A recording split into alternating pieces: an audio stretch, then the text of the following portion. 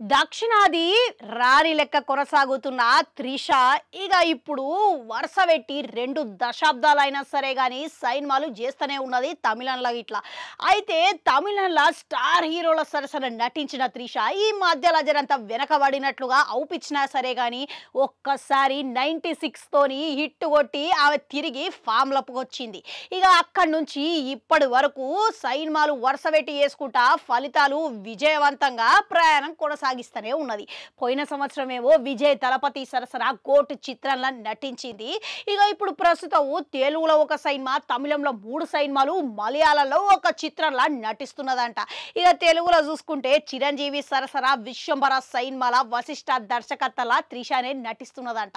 ఇక ఈ సినిమాల త్రిష ప్రత్యేక ఆకర్షణ లెక్క నిలుస్తుంది అని అంటున్నారు.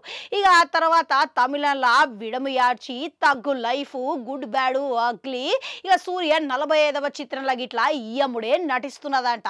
ఇక అంతేకాదు మలయాళంలో గిట్లా రామ్ అనే చిత్రంలో కనిపించబోతున్నదంట. ఇక అన్ని అనుకున్నట్టు కుదిరితే ఈ సంవత్సరం త్రిష తెలుగులో విశ్వంబరతో పాటుగా తమిళ 3 చిత్రాలు గిట్లా విడుదలయ్యే అవకాశం ఉన్నది అని అంటున్నారు.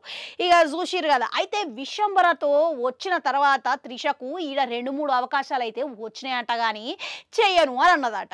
ఎందుకనంటే ఇక త్రిష ఇప్పుడు ఆ రకమైన త్రిష కాదు అని అంటున్నారు.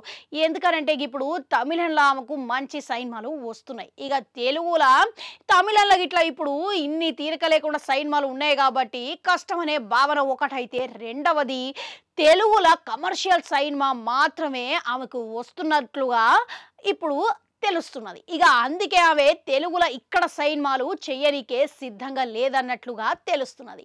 ఇక ఒకప్పుడు త్రిష గిట్లా తెలుగులో సూపర్ స్టార్ అందరితో నటించి మంచి పేరు తెచ్చుకున్నది.